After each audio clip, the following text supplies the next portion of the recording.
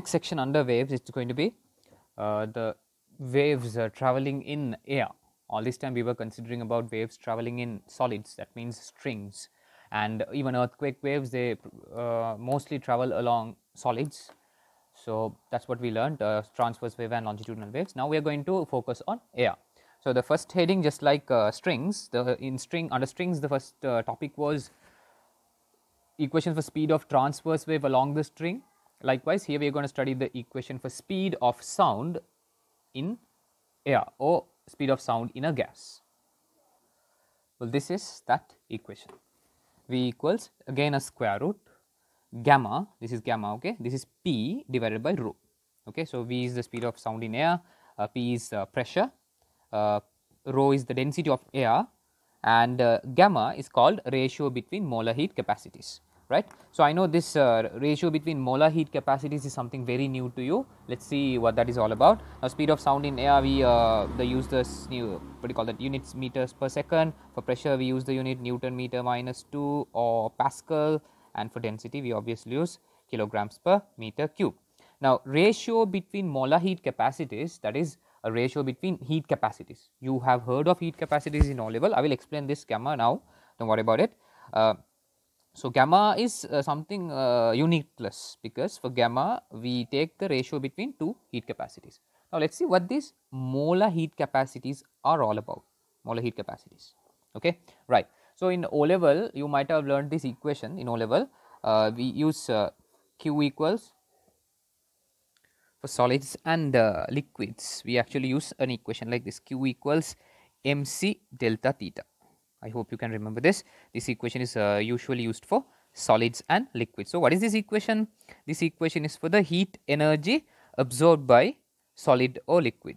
M is the mass, C is called the specific heat capacity, delta theta is the temperature difference, okay. That is the equation. You have learned this in O level. Again in A level, in the next lesson we will be learning about this.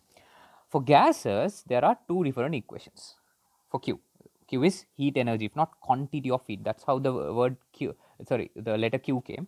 So, the first equation is Q equals NCP delta theta, and the next equation N equals NCV delta theta, okay, right. I will explain, don't worry. This equation is used for constant pressure conditions, constant pressure conditions. Now, if you have already, if you are doing chemistry, you must have already done these things, gas laws and everything, and we know there are 4 factors which affect the behavior of gases: pressure, volume, temperature, and amount of gas or number of moles or mass. So, this equation is used when the pressure is constant, and this equation is used when the volume is constant. So, N is number of moles, delta theta is temperature difference, and this Cp and Cv are called molar heat capacities. So, this is the molar heat capacity for constant pressure, this is the molar heat capacity for constant volume. Now, for solids and liquids, C is a fixed value. Now, for water it is 4200 joules per kilogram per Kelvin, okay, that is always fixed. But for gases, when the pressure is constant, they will have a different value. When the volume is constant, they will have a different value for the heat capacity. These equations also we will be repeating in the next unit, that is heat or thermal physics. Now, what is this gamma?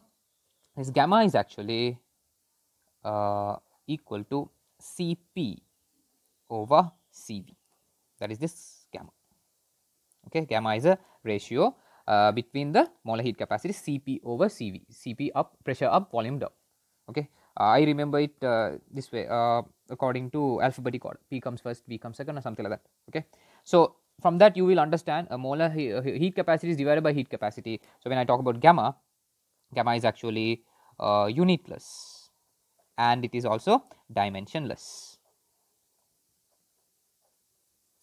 It is both unitless as well as dimensionless, and the value of gamma, a value for different gases, gamma values for different gases are different. Now, the topic is title is speed of sound in a gas.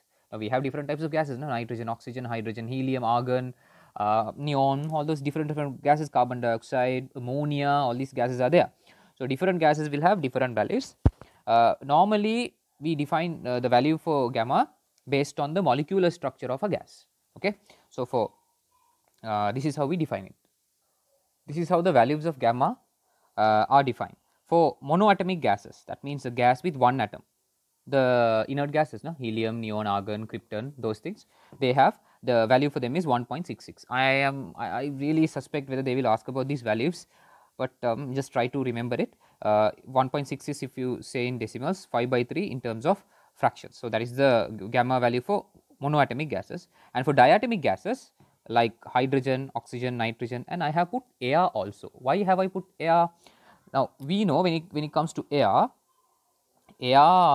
consists of almost 79 percentage nitrogen, okay, and what else, 20 percentage oxygen. I am putting the rough values, and air has 0.9 percentage argon, and air has around 0.03 percentage carbon dioxide.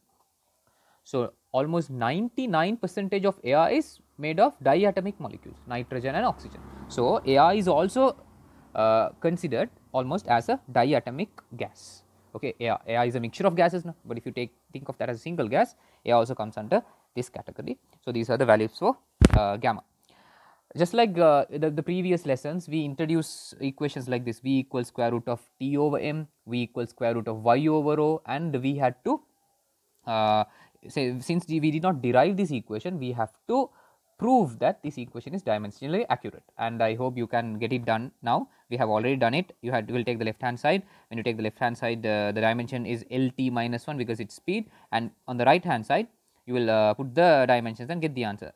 Gamma does not have dimension, unitless and dimensionless. P is dimension of pressure, rho is dimension of density. When you put the relevant dimensions, you will get the you will be able to prove that the left hand side and right hand side have the same dimension. This will be more or less this will be almost similar to the dimensional analysis of equation of speed of longitudinal wave in a rod, okay, because there we have Young modulus and pressure have the same dimension. This is density, there also it was density, okay, fine. So, this is the rough introduction to this particular equation, but there is a small problem. We do not use this equation directly for our calculation because we need to alter this equation. I hope you can, I just write this for you to get an understanding. In chemistry, under gas laws, you might have learnt about molecular kinetic theory, where you might have come across this equation: 1/3 mn c squared bar. You must have come across this equation, right? But this c squared bar, mean square speed, does not depend on pressure over volume. Why? We alter this equation and eventually we end up in an equation like this: c squared bar is equal to 3RT over m. And finally, we conclude that mean square speed depends on absolute temperature and molar mass. That is how we used manipulated that equation. Okay. So, even though we have an equation like this, c squared bar or mean square speed does not depend on pressure and volume, pressure or volume. Likewise, here also we do not use this equation directly, we make a small change to this equation. How is that? Right, let me do that here. Now, I need an equation for pressure over density, correct? Pressure over density, I am going to replace that pressure over density. For that, I am going to use the ideal gas equation, that is PV equals nRT. I hope you can remember that. Yes, this is ideal gas equation from chemistry. So, if you have not studied chemistry, this is an equation we use to study the what do you call that, physical quantities of air, physical quantities which affect the behavior of a gas. So, P is pressure, V is volume, N is number of moles, T is temperature in Kelvin, R is called the universal gas constant. Those things we will learn in the next unit. So, I will quickly rush. PV equals, instead of simple N number of moles, you can put mass over molar mass, RT. I hope you can agree with that. And then I will take this V down and M up. Okay, never mind. PM equals M over V RT. I will get an equation like that. Okay, molar mass went up, volume came down. What is M over V? That is density. So, PM equals density into RT. And if you rearrange this, we will get pressure divided by density equal to RT over capital M. You will end up in this new equation. So, we started here, V equals square root of P over rho. When you substitute RT over capital M instead of P over rho, you will get the brand new equation, this square root of gamma does not change, RT over capital M. This is the new equation, and this is the equation you will be using to compare the speed of sound in air. Okay, so there are two factors: speed of sound in a gas. Let's say let's keep it general. Speed of sound in a gas. So when you compare the speed of sound in a gas, okay, we have to define the new terms. T is actually absolute temperature. Absolute temperature, and you have to use in Kelvin. Very important, not degrees Celsius. You have to use a value in Kelvin, and capital M is called molar mass of a gas. And if you are using molar mass in this equation, it has to be kilograms per mole, because capital R is 8.314, the value of that, and that is in joules per mole per Kelvin, the value of capital R. So if wherever the capital R is there in an equation, all the other components we have to substitute SI units. In chemistry, for molar mass, you might have used gram per mole, right? In chemical calculation, all those things we normally use gram per mole, but in this context, in physics, not in physics, when you use this equation, even in chemistry, if you are going to use an equation where capital R is there for molar mass, you have to substitute kilogram per mole. Okay, so speed of sound in a gas depends on two things. Speed of sound in a gas depends on two things. What are they? Now gamma is a constant for a particular gas. R is the what do you call that? R is the universal gas constant. R is a fixed value. R is always equal to 8.314 joules per mole per Kelvin. That value does not change. So, that is a constant. Hence, you can say V depends on T and molar mass. Okay. So, I made a short note of that here. Speed of sound in a gas depends on two things. One is temperature, one is molar mass. Okay. Speed of sound in a gas. So, when I say, okay, never mind. So, when the temperature increases, speed will increase, but when the molar mass increases, speed will decrease. The gamma is also there. Gamma will change depending on the type of gas you are using. Okay, that also you have to be careful. We can put it as number 3 also, no? Molecular structure of the gas maybe. Okay, that also we can include because for helium and hydrogen, gamma is different. So, that is another factor we have to take into consideration. That is the what do you call that general idea. Normally in exams they will normally use 2 diatomic gases, nitrogen and oxygen, if not helium and argon, something like that. That is how normally it happens, but it is better to know if they compare between helium and hydrogen, then you will have to know the gamma values will be different. Okay. Right. If they have not given the gamma values, I do not think you are supposed to know the gamma values. So, if they are not talking about gamma values, you do not have to worry much about the gamma values, just can focus on temperature and molar mass. Right. Now, when it comes to speed of sound in air, that is another important part in this lesson you have to know.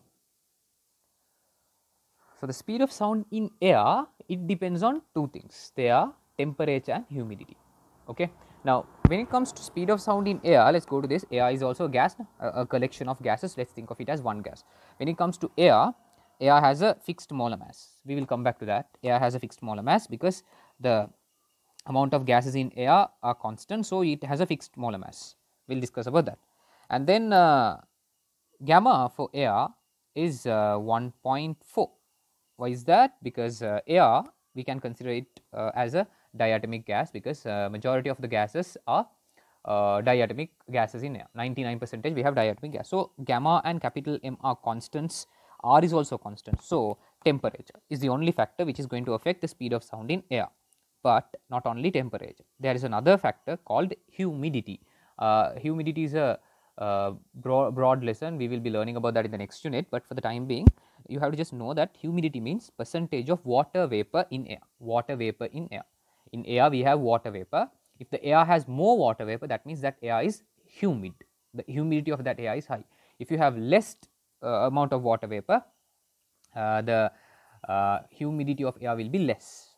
Now, when it comes to sound, I will explain what this means. Now, when it comes to speed of sound, even from small classes, speed of sound is greater in which medium? When you compare between solids, liquids and gases, in which medium is the speed of sound greater? Solids.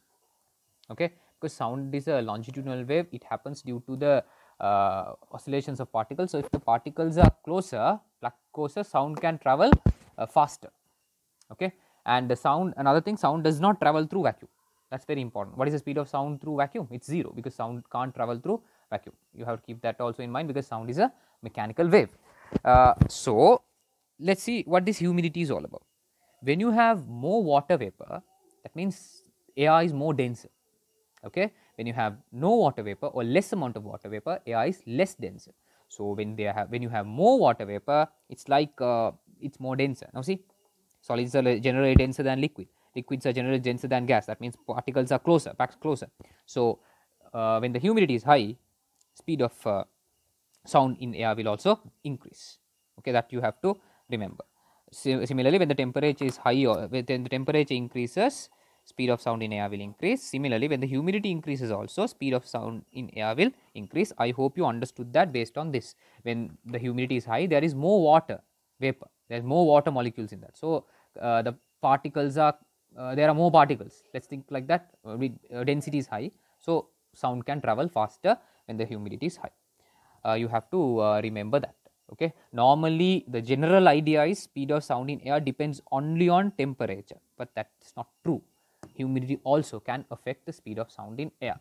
Okay, and in a recent year there was a question about altitudes, right? So, when you this is earth, when you from earth's surface, when you go up, the temperature of air will be different at different altitudes. This is what you call altitude. So, here when you go up, the temperature will be low. When you go at the lower altitudes, temperature will be high. When I say high, the normal temperature 30 degrees Celsius, something like that. But when you go up, as you move further and further and further up, kilometers, then the temperature will slowly decrease.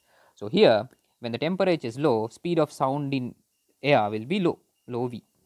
V is this, and here it will be high. The speed of sound in air will be high. I hope you understood that. So, at lower altitudes, this is low altitude. Lower altitudes, speed of sound in air will be high. At high altitude, speed of sound in air will be less, because the temperature is less when you go further and further up. This was there in 2019 or 18, if I can remember right. So, you can have a look at that. Okay, fine. And so, this is the general idea about speed of sound in a gas and speed of sound in air. I hope you understood this. And with that, let us move on to the next section. Next section on the waves will be standing waves formed in tubes due to vibrating air columns. Okay, so there are two types of tubes we will be focusing on. One is called open tube, and the other one is called closed tube. Okay, closed tube, that means one end is closed. Okay, imagine a bottle where you have opened the lid. That is something like this. Open tube means you take a PVC tube, to both sides are open. Yeah. Okay. So, let us start with closed tube. When it comes to closed tubes, a closed tube will actually look like this. Correct. Closed tube is going to look like this. So, inside closed tube we will have air molecules. I will take these air molecules. I will take these air molecules. Okay. If you want to create a standing wave inside, just like in the strings, we have to use a tuning fork. So, what you do is you vibrate a tuning fork and you place it here, very close to the brim of the tube. So, it is oscillating. The tuning fork is doing this, it is oscillating, and we bring it very close to the brim. We do not touch it with the brim, because if the tuning fork touches something, it will the vibration will wear off. We do not want that. We have to bring it very closer to the brim, the tuning fork, right. Then what happens is these air molecules will start oscillating. These air molecules will start oscillating. In which direction? They will start oscillating this way, not this way, not perpendicular to the axis, parallel to the axis. So, the waves formed here, or the standing waves formed here are actually longitudinal waves, not transverse waves. Okay, fine. So, let me just think of the basic wave which can be formed here. What will be the basic wave which can be formed here? Very important, what you have to understand is this is a closed end. Now take this air molecule. Now this air molecule can't oscillate. Why is that? Oscillating means the air molecule should do this. It should move from its initial position. It should move on the either side, but it can't move to the left side. See, it's blocked here. So this air molecule does not oscillate. If there is a molecule which does not oscillate when a standing wave is formed, that is going to be a node. So definitely remember, you will have a node here always. Okay, right. And if you take this air molecule, that is the air molecule which is closest to the vibrating source, which is closest to the vibrating source. So here it will be oscillating very at a high amplitude, because it is very close to the vibrating source. So definitely always in tubes at the open end we will have antinodes. Okay, always antinodes at the open end. Why? Because the open end of the tube is closest to the vibrating source. So the air molecules closer to the vibrating source will be oscillating at a very high amplitude, and at the closed end the air molecules cannot oscillate, because the oscillation is restricted to only one side. So they can't oscillate, they are blocked. Hence always nodes will be there at this closed end, remember that. Okay. Similarly, let us see what is going to happen at in an open tube. In an open tube, it is obvious that now when you oscillate a tuning fork and place it somewhere here, you will say you oscillate a tuning fork and you place it here, right. Then the tuning fork is oscillating now. This air molecule and this air molecule are at open ends, this and this, the open ends. So we have learned that at the open end we always should have antinode. So here also we will have an antinode, and here also we will have an antinode. Definitely, whatever I have marked in red color, that the meaning of that is definitely this point and this point should be always antinode. This point should be always node, this point should be always antinode. In the middle, the particles can be either node or antinode depending on the overtone. Okay, fundamental, the overtone, first overtone, second tone, third overtone, based on that the wave pattern will change, but this pair and this pair always should be fixed. That is how it has to be, right. I explained you why this is antinode, why this is node. Sometimes in structured questions they will ask you about that. So you have to know that when you make a note, please make a note about that. Now just like this in strings, in the previous tutorial we discussed that patterns formed, wave patterns formed. We are going to create a table like this. But before that, in strings, can you remember we discussed something like this? For different wave patterns, how the particles are going to oscillate, alright. The same thing we are going to compare this. So first let us do this, it is very important, and then let us move on to the table we learnt under standing waves forms in strings. Alright, now here the fundamental wave mode, it is going to look like this, the fundamental wave. That means here an antinode and here a node has to be formed, right. So I will draw the first three wave forms and then let us analyze those. Well, these are the types of standing waves formed in the closed tubes and the open tubes. So these two are the fundamental, these two are the first overtones, and these two are the second overtones. It will go on like that. I think these three are more than enough for us to do the analysis. I hope you can understand the reason for these shapes: always antinode, always node, antinode, node, antinode, node. So as the frequency increases, we have to increase the number of loops. So we have the waves are drawn accordingly. I hope you can understand this. Same way here, always on either side of the tube and the open ends we always should have antinodes. So this is the most basic wave we can draw. Then we can increase the number of loops. The problem here is, even though the wave looks like this, the particles do not oscillate in this direction. That is the issue here. Okay, we in strings, yeah, it happens like that. Here the particles actually vibrate in this direction, but it is difficult to plot standing waves this way. There is no way we can plot a standing horizontal. It is very difficult if you plot a horizontal standing wave like that, not a horizontal, a longitudinal standing wave like that, because it will be difficult for analysis. So just like this, here also we draw the standing wave like this. It does not mean the particles oscillating this direction. this means, now this part means here the amplitude of oscillation is high. Here this particle does not oscillate. Here the amplitude of oscillation is little less. For you to get a better idea, let me mark the way how these particles oscillate. Now this particle will oscillate like this. It will oscillate with the highest amplitude possible, right? And the other one will oscillate at slightly less slower amplitude. Okay, you get the idea. And the other one will oscillate at a lower amplitude, and the other lower amplitude. Okay, and the other one even lower, and the other one even lower, like this. I hope you can understand that. Okay, right. And likewise here also we can mark this one will oscillate at the highest amplitude possible, right? And this one will oscillate at a lower amplitude than that. And similarly here also the same thing can happen. The one in the middle will oscillate like this. Careful, not like this. And this one oscillate at a lower amplitude. This one will also oscillate at a lower amplitude, like this. Okay, good. I drew the particles like this. Then later I realized those things could have marked in the standing wave itself. Anyways, you will not have to draw these oscillations in every time you draw a standing wave. Like the brown color part would be more than enough, but for your understanding, I'm just drawing. Now here, if you take again, this particle will oscillate with the highest amplitude. This particle will oscillate at a lower amplitude. Okay, again lower amplitude. This one high amplitude, low amplitude. This low amplitude, and here high amplitude. Okay, that is how it happens. These questions can be horizontal. Sometimes they might ask it vertically also. Okay, no problem. If they ask it vertically, this is the answer. The blue color lines I have drawn will it shows the amount of oscillation of each particle. This will oscillate less, but this will oscillate more. Oscillate less. Okay, these particles do not oscillate because they are called what? Nodes. I hope that is clear for you. Similarly, here also we can mark the oscillations same way.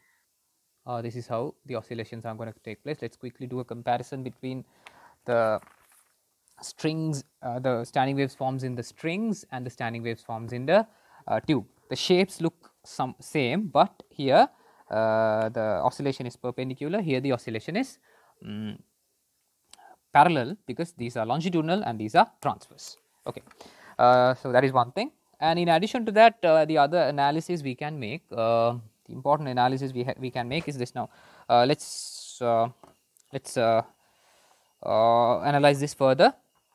Now we did this table, correct? We did this table. Likewise, let's see what we can do here. Now if you take this one, this is the fundamental mode. So we should take the if the frequency will be f0. Frequency will be f0. And here the frequency is going to be f1 first overtone, and that is equal to f1. So that is actually 3f0. See if you can understand. Why is that? For f0 there is half of a loop. Here we have 1, 2, 3 half loops. So if this is f0, this has to be 3f0, and here f2 is going to be 5f0. The frequency of the second overtone is going to be 5 times larger than the fundamental mode. Okay, right. And when it comes to harmonic, how are you going to call this one then? This is going to be called the first harmonic because this is the fundamental. So I can say it is first harmonic.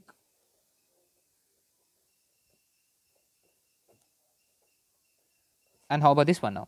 This is not second harmonic because earlier we learnt, in this also we learnt, harmonic is the multiple of the frequency. So if it is 2, here second. If it is 3, here third. Here it is 3, so it is actually third harmonic. I'll say third harmonic.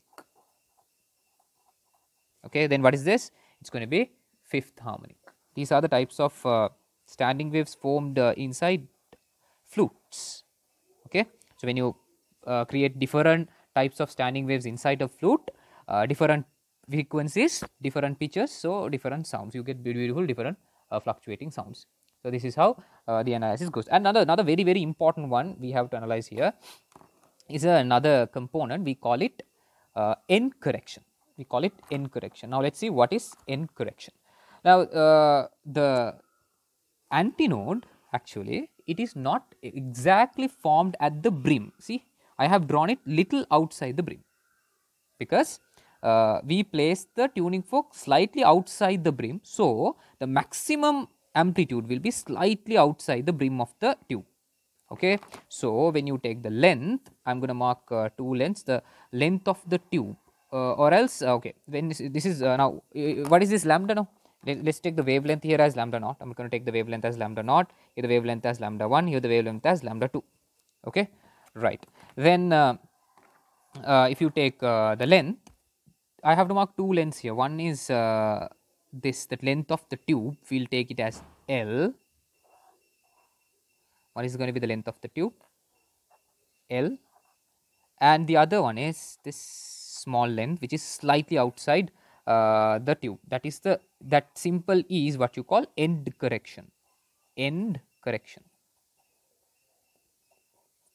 Okay. So, what is this end correction? End correction is the distance between the actual antinode and the brim of the tube.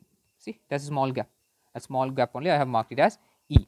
And when you mark the wavelength, now here you know when you mark wavelength, this wavelength is actually lambda by 4, lambda naught by 4, because it is half of the loop. So, I have to mark the whole length like this. This whole length is lambda naught by 4. Okay, the whole length is lambda naught by 4.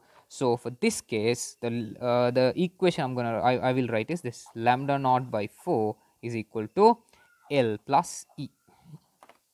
That is the equation for this part. See if you can understand. Okay, in the earlier experiments in the stretch string, we didn't have this end correction. Here we have the end correction because the antinode is not formed exactly at the brim of the tube. It will be formed slightly outside the brim of the tube, but we can only measure the length of the tube. L is what we can measure. Okay, that L is this. So, here lambda naught is this.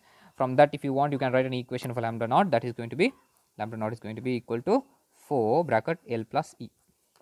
Okay, right. And similarly, this is for a closed tube now. For an open tube, if you mark the lengths, for open tube, the length is going to be like this.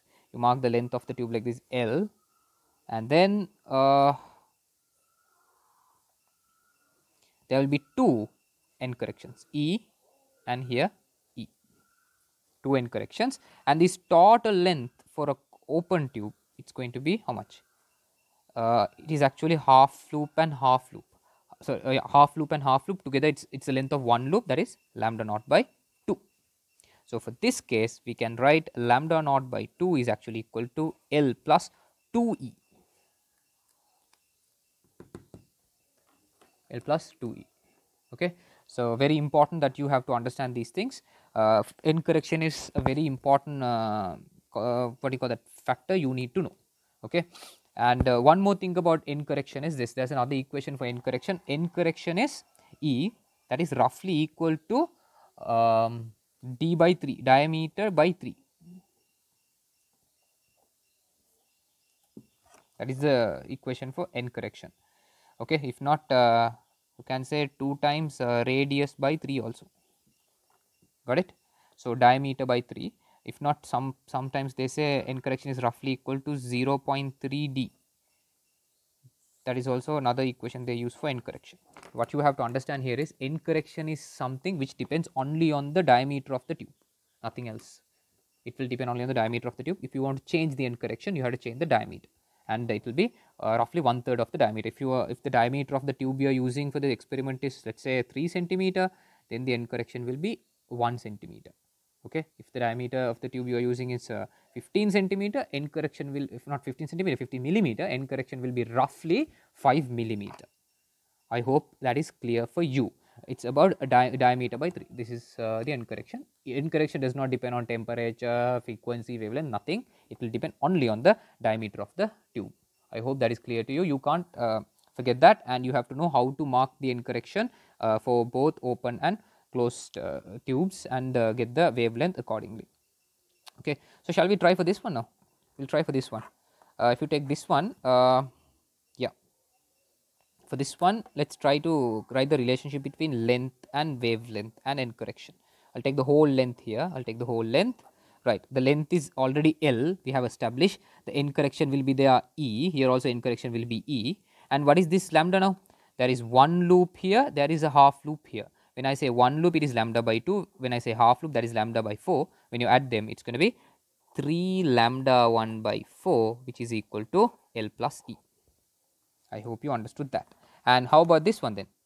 For this one, when we write, it is going to be, for this one, it's going to be how much? For this one, when you say 1, 2, 2 loops and another loop. So that's, it's like 1, 2, 3, 4, 5 half loops. That is 5 lambda 2 by 4 equals to L plus E. Okay. I hope that is clear to you. This is how you compare wavelength and length of the tube and end correction. Right. Let's quickly try that here also. Let's take this one and yeah. Before that, now we compared the modes of closed tube, no, closed tubes. Now let's compare the modes of an open tube. Let's compare the modes of an open tube quickly. What are the modes we have here? Now this is going to be the fundamental mode. First overtone, second overtone. There is no change in that. Okay, right. But harmonic, you have to be little careful. Let's say frequency here. Frequency will be f. If I take it as f naught. Anyway, always frequency is f naught. No? That is the fundamental frequency. No? So that is first harmonic. That is first harmonic always. So first harmonic. Right. How about this part? How many now? Here first f naught is for one loop. Half. When you add them, it's one loop. Here, how many loops do we have? 1, 1.5, 2. So you have 2 loops. Then the frequency here is going to be 2f0. Actually, that is f1 equals to 2f0. Okay, and here f2 it's going to be equal to 3f0. This is somewhat similar to the strings, correct? f0, 2f0, 3f0. It went like that. Here also it will go on like that. All right, fine. And if this is first harmonic, this is going to be definitely second harmonic. And this is going to be third harmonic. No problems with that, you can figure out.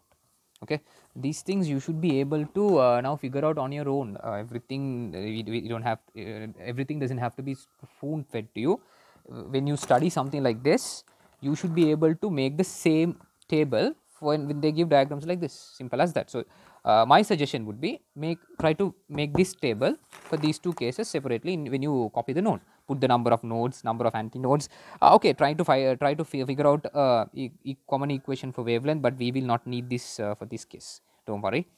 You can just do it normally. This part is not necessary for this. It's just knowing the wavelength like this would be good. But the other thing, sometimes they might ask you to ignore incorrection.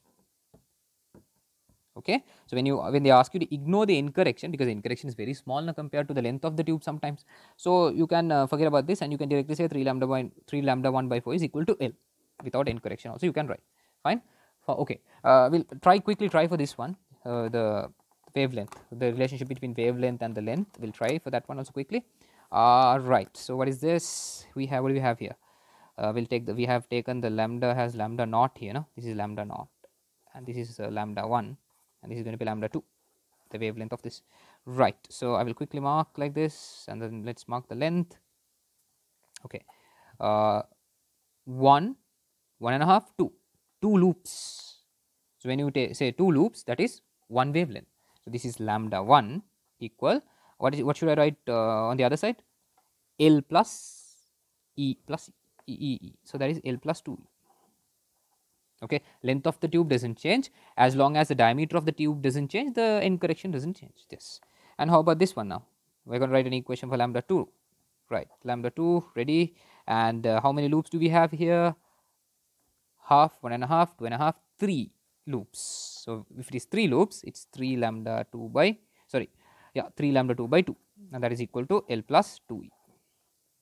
Depending on the overtone, you can decide this. Draw the wave pattern, you decide that, and then you can continue. Okay, fine. So end correction important. If they ask you to, here also sometimes they will ask you to ignore end correction. So if the end correction is not written, this part won't come, this part won't come, this part won't come, only this. All right. And my advice, try to prepare this table for these two cases separately. And one more thing, like we discussed earlier, the oscillations, how it happens in strings and how it happens in what do you call that, tubes. It's different. Sometimes they might give the tubes like this also, vertically instead of horizontal tubes. Then it's just a matter of changing the directions and getting the answer. All right. Yes. And one more thing you might have to encounter when you do questions, these things again, you itself can figure out these things. They will say the difference between two consecutive overtones. This goes on like that. Now this goes on, this pattern will go on F naught, 3 F naught, 5 F naught, 7 F naught, 9 F naught, 11 F naught. It will go on like that. Now, what is the difference between the frequencies of two consecutive overtones? These are consecutive overtones. No, what is the difference here? 2 F naught. So if they say the difference in a when standing waves are created in a closed tube, one end closed tube, the difference between frequencies of two consecutive overtones is equal to 500. That means 2 F naught. Now here F naught, 3 F naught, difference is 2 F naught. 3 F naught, 5 F naught, difference is 2 F naught. 5 F naught, 7 F naught, difference is 2 F naught. No? So when that difference is 500, they have given it as 500. That means 2 F naught is equal to 500. What is F naught? 250. So for this case, the difference in frequencies between two consecutive overtones will be 2 F naught. That is the question you have to figure out. What is the value for that here? F naught, 2 F naught, 3 F naught, 4 F naught, 5 F naught. What is the difference between the frequencies of two consecutive overtones? That will be F naught, because gap is F naught, F naught, F naught. Likewise, same applies to this. Okay, same applies to this. F naught, 2 F naught, 3 F naught, 4 F naught, 5 F naught. So how do you decide that? Again, the difference is F naught, and there's an easy way to compare that. Easy way, just you don't have to draw it every time. If not, quickly draw a rough diagram and then count the number of loops. 1, 3, 5, F naught, 3 F naught, 5 F naught, like that. Yeah, F naught, 2 F naught, 3 F naught, F naught, 2 F naught, 3 F naught. Likewise, you can consider the harmonics, and then you can consider the difference in frequencies of consecutive overtones. That is also another part where they use for questions. There are so many questions you can try in this. Let's try the questions once we finish the theory parts. Next, we are going to learn two experiments which are based on the oscillating AR columns. So we have already done about these oscillating or vibrating standing waves formed due to vibrating AR columns. So we are going to do an experiment based on this concept, closed tube, one end closed tube. Using that, we are going to do actually two experiments. We will be getting the same results, but in two different ways. This is the experiment. The purpose of the experiment is determination of speed of sound in AR. I have used the symbol capital V, and in correction of a tube, we have used the symbol simple E.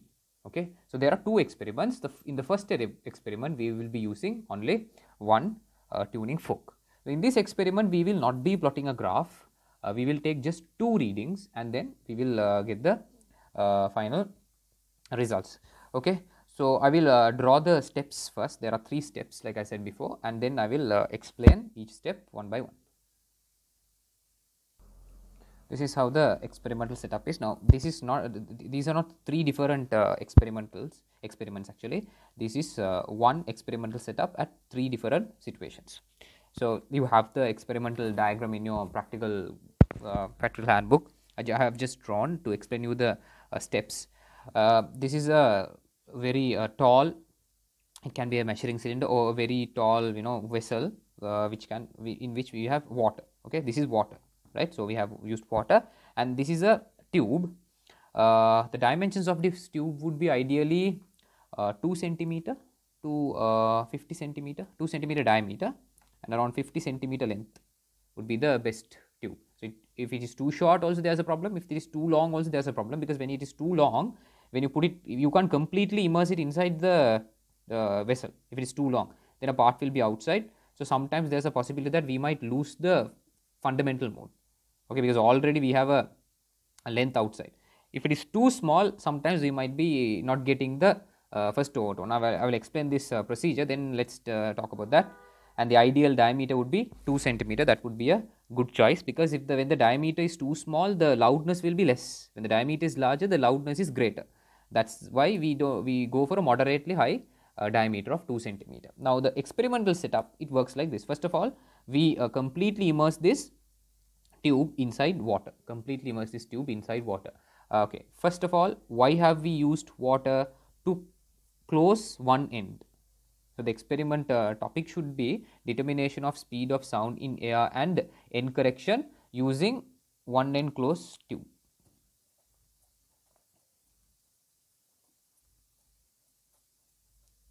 Okay, so normally the tubes we get, both the ends are open, correct? So we dip one side of the tube inside water to close that end, and second one, we initially we dip it completely inside. It's similar to bringing both the bridges closer in the sonometer, so that we start at a very small length, and then what we do is we take one tuning fork. Ideally, it would be better if you use 512 hertz tuning fork. I will explain the reason for that.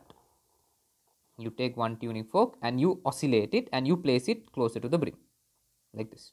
So it will oscillate. This tuning fork will be oscillating. You place it closer to the brim and then you slowly raise it while the tuning fork is there. I will not draw the tuning fork. The tuning fork is here. Never mind, we'll draw it.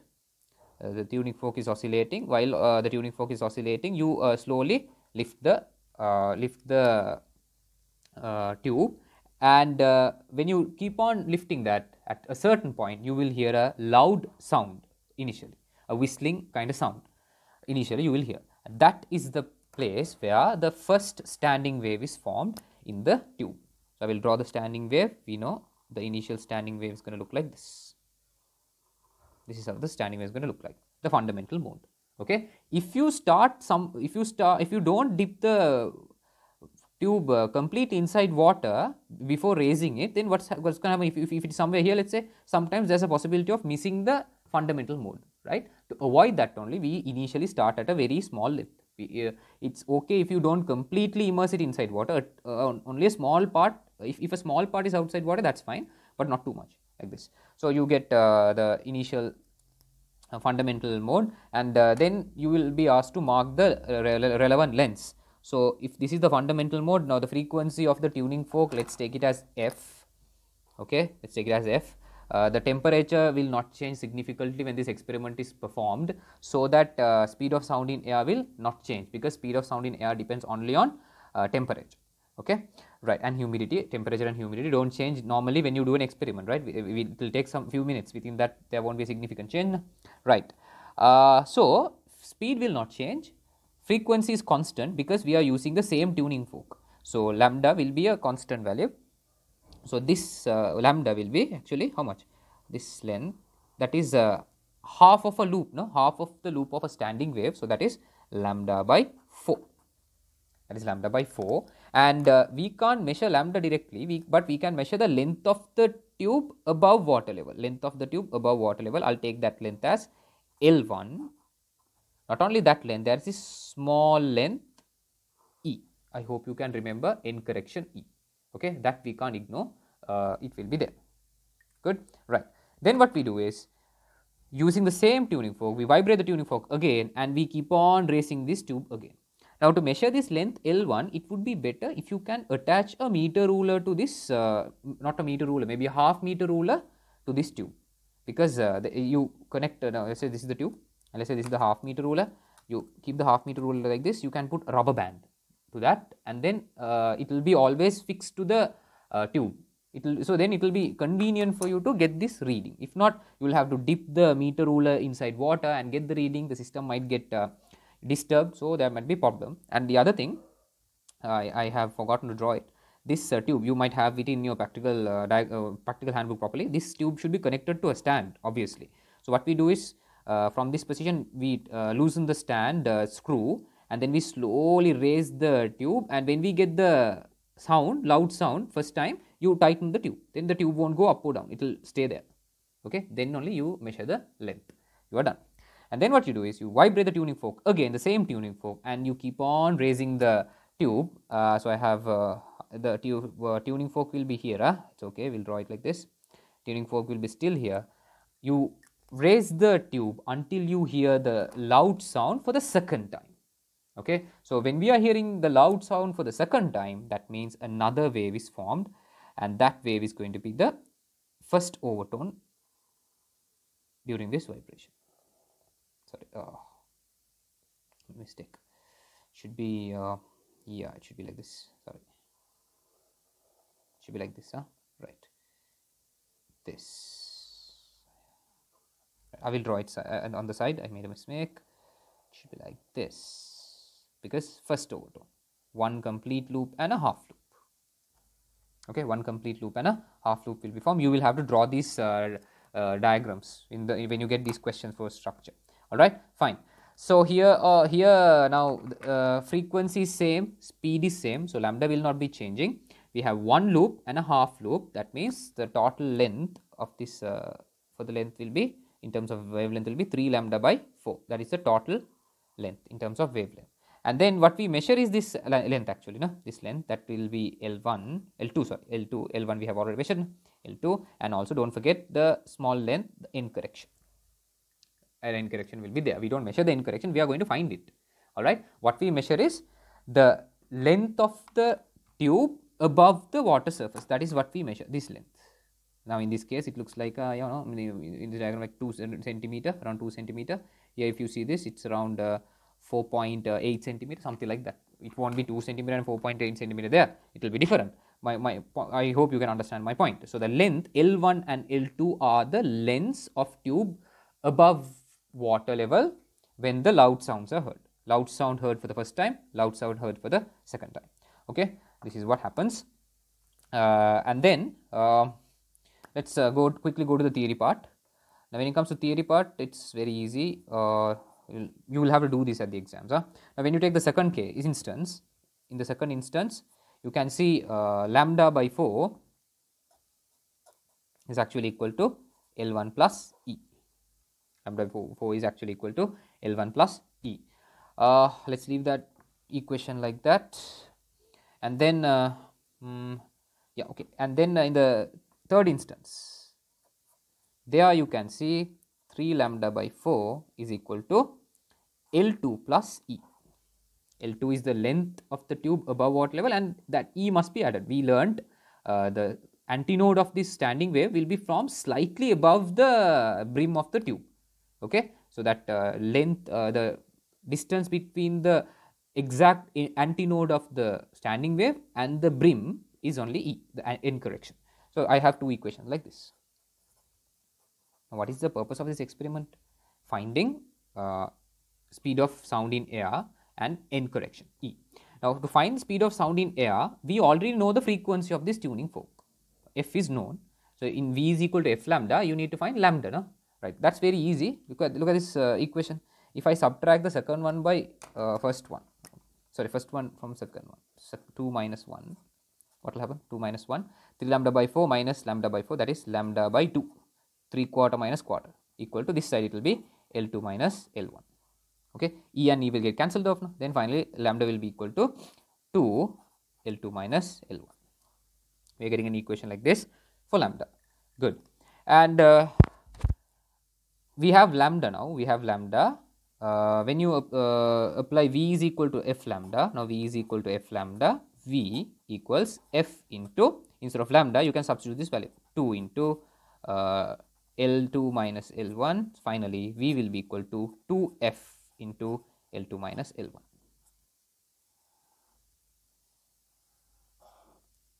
That's all. Okay. This is the equation for V. Now, what is this F? The frequency of the tuning fork we used. Remember, this in this experiment we are using only one tuning fork. L2 and L1 are the lengths we measured. So if you substitute those values, we get the answer. We are not plotting a graph for this experiment. It's just getting the answer like this. In addition to that, now we are supposed to find the end correction. How do you find end correction? Now we have found an equation for lambda. If not, look at this now. In the second equation, I will do something like this. See if you can understand. Huh? Lambda by 4 is L1 plus E. Let's substitute that in this equation. So 3 into, instead of lambda by 4, this lambda by 4, I can put this L1 plus E equals, on the right hand side we have L2 plus E. Okay, I hope you understood that. Instead of lambda by 4 in the second equation, I am substituting L1 plus E. Then you expand the bracket, 3L1 plus 3E equals L2 plus E. Then you can take E to this side and this 3L1 to the other side. Then I will get 2E equals L2 minus 3L1, and E will be finally L2 minus 3L1 divided by 2. L2 and L1 are the lengths we measured, and we will if you substitute those values in this equation, you will get E directly. In this experiment, we don't plot graphs or anything, we just directly get the answer like this. Okay, fine. Right. So what are the key points we need to discuss in this experiment? Right. Now we know in this equation V equals F lambda. V is a constant. What is V? The speed of sound in air. When you use small f, lambda will be large. Okay. When lambda is large, we will need a very long tube. So sometimes we might not be able to get this second first overtone condition. First overtone we might not be able to get. Now when you use a large frequency, when you use a tuning fork with large frequency, for example, I said 512, for this f ideal value would be 512 hertz would be a very good value, because when you use 512 hertz, the advantage is frequency is high, so lambda will be less because V is constant. I hope you understood that, right? So when you use a higher, when you use a frequency with higher, when you use a tuning fork with higher frequency, lambda will be less. So we can ensure that we can get the resonating states for both fundamental and first overtone with the given tube. If not, you will be able to get both the states, but for the second state, we might need a very long tube, which might be practically impossible. So that's one thing you might have to know. Sometimes they might ask you to suggest a frequency for this tuning fork. 512 would be good, because within the given with the given tube, we will be able to get both the resonating states. So this is a resonance state, this is a resonance state. That's why we hear that loud sound. You understand? So here now when you bring the vibrating tuning fork here, what happens is the air particles will start vibrating here. So when you keep on raising the tube, at one point the vibration of the frequency of this vibrating air column and the frequency of this tuning fork will become equal to each other. That's when a standing form like this will be formed, and we will hear a loud sound. The resonance is happening there. Okay, so this is also resonance. Sonometer experiments are also based on resonance. Keep that in mind. And I explained again why we dip this tube inside water, why do we dip it completely inside and start raising it up, and all those things. And yeah, those things. All right. So you have to know those things. Now in this is how the experiment is explained in the practical guide also. But in modern days, they do these experiments sometimes in different methods. I mean, 2018 or 2017 structure, a very modern question, they had not done that experiment this way. What they had done was this. See if you can understand what I'm drawing. I'm not going to draw a lot, but just a small, yeah, just a small diagram where you can understand it. Now, there was a tube like this, right? And at the bottom there is a valve like this, and water is filled like this, right? Inside that they had used a tube, a resonating tube like this. So they have initially no, this is a resonating tube actually. This is the resonance. This is the resonating tube. Okay, so they have filled it with water like this. This is water. Already they have filled it with water, right? Fine. So this is this state. Then what they do is they bring the oscillating tuning fork closer to the brim, and then what they do is they open this valve slightly. Then what will happen? Water will flow out slowly down, and then this water level will go down. Here, when you raise the tube, we are increasing the length of the air column slowly. Here, by letting water go out, we are increasing the air column slowly. At one point, this will happen. Now I will draw this bit thinner in the next one. Sorry. At one point, this will happen. What's going to happen? The fundamental mode will take place. At a certain point, the fundamental mode, that means the first standing wave, will be created like this. Okay, tuning fork is still there, and I don't have to repeat this. You will have to use these concepts here, right? Fine. You now when you hear the loud sound with the tuning fork, then you will tighten this valve, and then you will measure the length just like this. And then what do you do? Again, you use the same frequency, you vibrate the frequency, you bring the you vibrate the tuning fork, and then you bring the tuning fork here, and you let water go down, and eventually water will keep on going down. At one point you will hear the second loud sound, and when is that? That is when the first overtone is created. Let's say somewhere here. Okay. Now this is when the first overtone is created. When the first overtone is created, you will get this wave. Okay. So at the exam, they will get a bit creative. You also have to. You should not panic. This is not taught anywhere. So I don't know whether it's taught at somewhere, but sometimes they might change the approach. This is the most conventional method we learn, but this is in a very recent year. I think 2017 or 2018. I can exactly remember. If you can go through the past papers, you will get it. So then for this you will apply this case. For this you will apply this case. Then you will do the theory. You will get the same answers. You will get the same answers, but the approach is slightly different. Okay. So what is the difference here? Here the water level is fixed. They had asked the difference between this and this. You can see the water level is fixed. Here the water level is changing. That is one difference. Second one, here the tube is moving.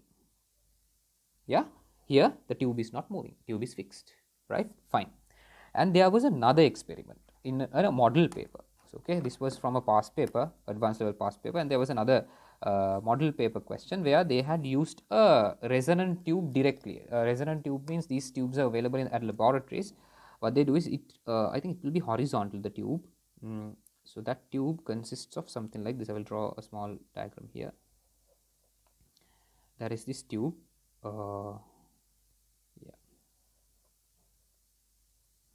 Which has a piston like this, and it has a piston. Okay, this has a piston. So this is the air column now, and this is similar to this first case. First. This is first, second, third. Likewise, now this is the first case. Then you vibrate the tuning fork and you place it here. Then what do? You slowly pull the piston behind, and at one point, the second scenario, this will happen. No? At one point, you will get the fundamental mode. So you will be pulling the piston behind, and at one point, what's going to happen?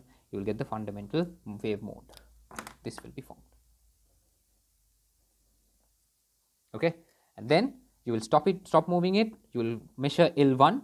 Here also we had L1, and then you will mark it. And then again you will oscillate the tuning fork and keep it moving. At the next instant, you will get the next instant, next resonating state, and that will be this. First overtone, fundamental followed by first overtone, like this. Okay, then again you will measure L2 and proceed with the same theoretical part. So same experiment, there can be 2 or 3 approaches. Don't panic when you get the question. It's the same. What do you call that? It's the same method. It's the same method, same theory. Nothing else. No graph. Nothing. So just try to remember those small aspects we discussed. Now, if they ask you difference between this one and the conventional one we do at the laboratory, what's the difference, people? Now, here we don't use water. Here we have used water. Here the tube is not moving anywhere. Here the tube is moving up and down. Like that, you just compare and give differences. Okay. Yeah, that's all. So this is the first experiment where you use only one tuning fork to find these two: the speed of sound in air we have found, and incorrection. The next experiment is going to be, we are going to do the same experiment but with a set of tuning forks, and we are going to plot a graph.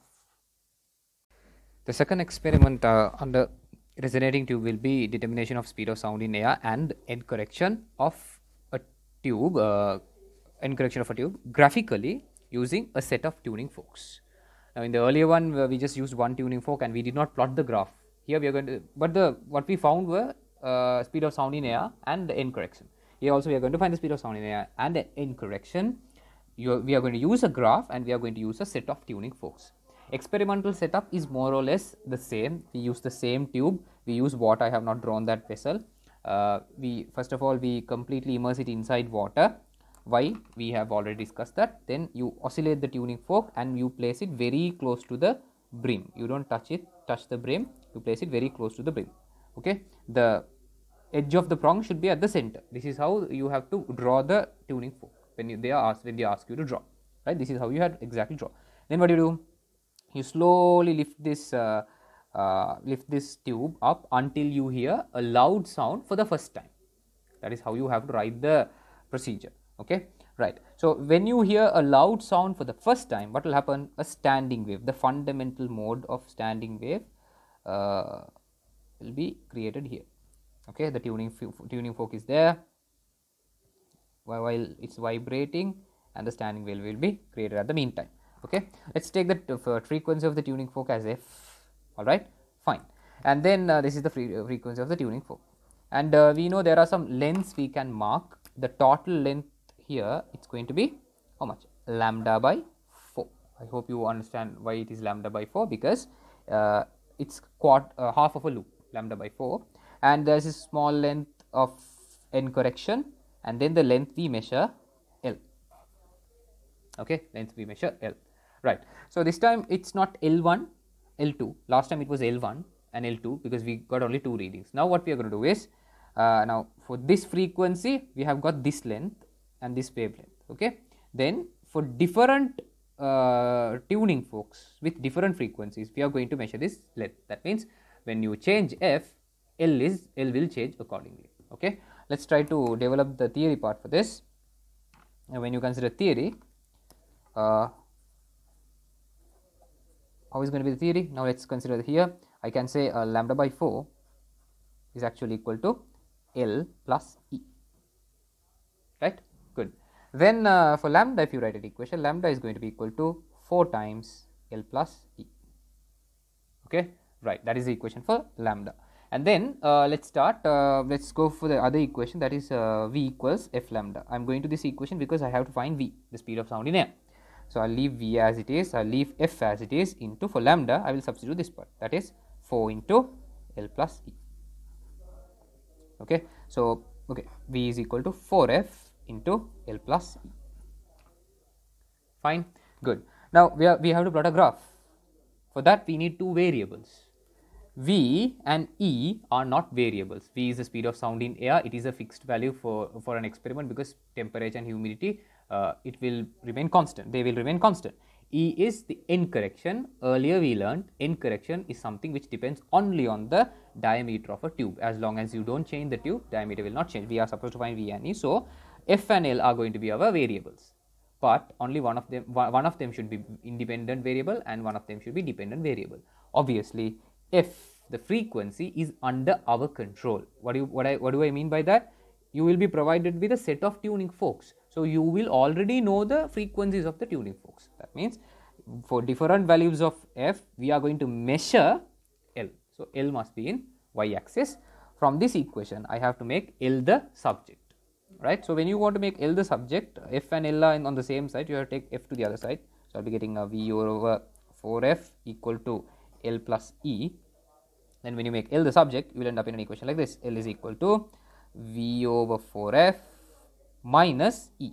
This E will go to the other side, you will get this equation. Now I will rearrange that a little bit. So I will end up in an equation like this. L is equal to V divided by 4 into 1 over F minus E. Okay, I will get an equation like this, right? So that looks like Y equals mx minus c.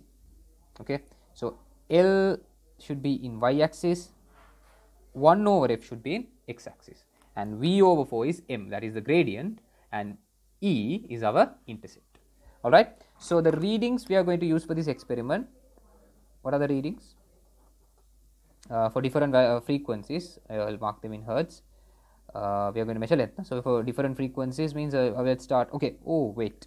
Now again we came across this issue when we were doing the sonometer experiment as well. I hope you all can remember what happened. Now if you go to this equation, you can see if the frequency is high, length is small. Okay, if the frequency is small, length is high. So if you want to measure, now you start here. You start here, this length is 0, or you can say a very small length. You slowly lift the tube, so you will get the first length. Then it's convenient for us if you are going to get the lengths in the ascending order, the subsequent lengths during the experiment. That means you will have to use the tuning forks in the descending order of their frequencies. Why? For the highest frequency, you will get the lowest length. So when you choose high to low, the frequency length will be low to high. So if you continue the experiment in that way, you don't have to take the tube back to the initial position like this and lift it up. Now for 512 hertz, let's say I'm using 512 hertz and the length I'm getting is around 12 centimeter. Then if I change the frequency to 480 hertz, the length of the resonating air column is going to be more than 12 hertz, 12 centimeters obviously. So from this level itself I can lift it. Okay, that is the advantage of using the tuning forks in descending order. So if you are using the highest tuning fork with the highest frequency, you will get the smallest lengths first, then you can continue taking the other readings. But earlier we discussed sometimes we take the highest length first and then we start from the beginning. Why is that? Yes. Now first of there will be 6 tuning forks now. Now the typical values are 512, then 480, and then some other values, and then the last one is normally 256. Okay. Now for 256 hertz, you are going to get the highest length. We have to check whether this tube is the length of this tube is sufficient to get that particular length. Now for one, if you have hertz, for 1 over f it will be in seconds, you can find those values, and for these corresponding f we will be measuring length in centimeters or meters, let's say meters, right? So when you take these readings, we know this reading is going to be the smallest, this reading is going to be the largest. So this is going to be the maximum reading. When it comes to length, this is going to be the minimum length. Okay, so if you use the tuning fork with the lowest frequency, you will get the highest maximum length, so that you can check whether the tube is long enough to get the corresponding resonating lengths for all 6 frequencies. So you can use the highest tuning fork with highest frequency first, you have to explain the reason. You can use the tuning fork with lowest frequency first, then you will have to explain the reason. Okay, I hope that is clear to you. And then the graph, okay, y equal mx minus c graph. Then when you plot the graph will be like this. Here we will have L in meters, and here we will have 1 over f in seconds, and the graph you are going to get, it's going to look like this, a graph like this. We will get points like this, and we know we have to draw the best fitting curve, and when you extend that curve you will be directly getting the intercept. This is the intercept E, and from this graph we know we can get the gradient, and when you get the gradient will be equal to V over 4. So if you want V, that is just 4 multiplied by gradient. You have your final answer there. Okay, right, that. So normally in at exams in MCQ papers they ask different kind of questions, so we can discuss those. Apart from that, other technical aspects we have already discussed. Why we dip it inside water to make one side closed, why we completely dip it inside water and then start lifting, to make sure that we don't miss the first resonating state. Okay, that. And yeah, why do we use the tuning forks in descending order, so that we can get the lengths in ascending order, hence we don't have to bring back the tube to the initial position to get the subsequent readings likewise. Okay, now sometimes in MCQs, even in structures, they will ask different kinds of graph. Okay, different kinds of graph. Now let's say this experiment was performed at different temperatures but with the same tube. Okay, so first case, think of a situation like this. We are performing the same experiment but at different temperatures using the same tube. So when the temperature is different, V will be different. V is different. Who is V? Speed of sound in air. If V is different, who will be different? Gradient will be different, and this is the information they have given. Let's say the 3 experiments are named as A, B, C. Temperature during experiment A is higher, then B, then C. And same tube, when you say same tube, E is going to be constant. End correction depends only on diameter. When you don't change the tube, the diameter will not change, so end correction will not change. So for this case, when you plot a graph, say a graph in the same diagram, okay, when you plot it, you will get something like this. Now this is going to be L in meters, this is going to be 1 over f in seconds. You will get graphs like this, 3 graphs, same intercept but different gradients, straight lines, same intercept, different gradients. Okay, so who will be A, who will be B, who will be C? This is going to be A, this is going to be B, this is going to be C, because when the temperature is high, speed of sound in air is high, because the equation for speed of sound in air is square root of gamma RT over capital M. So, when temperature is increased, V will be increased. When V is high, gradient is high. Okay. So, this is one way you can identify.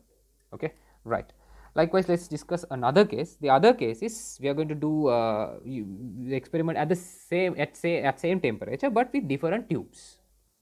Now, the next experiment we are doing at the same temperature, but with different tubes. That means I have taken dA is greater than dB greater than dC. That means in experiment A, the diameter of the tube is larger. In experiment C, the diameter is smaller. Okay. So, we know when you change the diameter, N correction will change, but the speed will not change, speed of sound in air will not change. That means the gradient is not going to change. Okay. When the gradient does not change, you will get 3 graphs which are parallel to each other like this. 3 graphs, 1, 2 and the third one like this, sorry, parallel, yeah, draw it parallelly. 3 parallel graphs, because they will have the same gradient, because same temperature. When the temperature is same, speed of sound in air is same. When the speed of sound in air is same, the gradient will not change. Okay, fine. And now the graphs, see dA is higher, that means N correction should be higher for A. N correction should be higher for A, then higher for B, then higher for C. So, this graph is going to be A, this graph is going to be B, and this graph is going to be C. Why is that? Now, if you take these numbers, now this is -2, -3, -4, it will be like that. Now, minus, do not consider the minus, forget about the minus and just focus on the number. -4 means you have to think of 4 is the N correction. Okay, -3 means it is 3 millimeter is the N correction or something like that.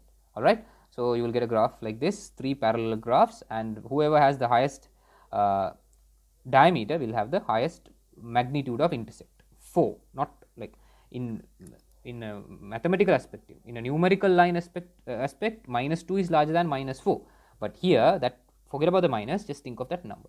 Okay, this is the other graph. And in some other questions I have seen, this is a past paper question in structure, they might say that when the experiment was performed, the temperature increases during the experiment. Temperature increases during the experiment.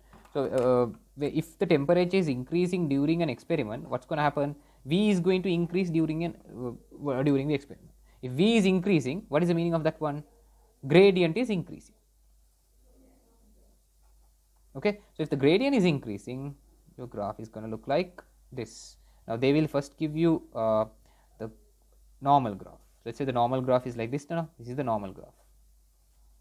Okay, right. This is the normal graph when the temperature is constant, when the temperature did not change. Now, you are supposed to plot the graph for this case, then that graph is going to look like this. See if you can agree with me on that. Okay, increasing gradient graph. This is a straight line because constant gradient. This is a increasing temperature. For this graph, temperature is increasing. For this graph, temperature is constant. By any chance, if they ask you to plot a graph with decreasing temperature, that means decreasing gradient. So, decreasing graph like this one. So, for this graph, the last graph I have drawn below, it will be this, but the N correction will be same. Why is that? They did not change the tube, no? So, N correction will be same.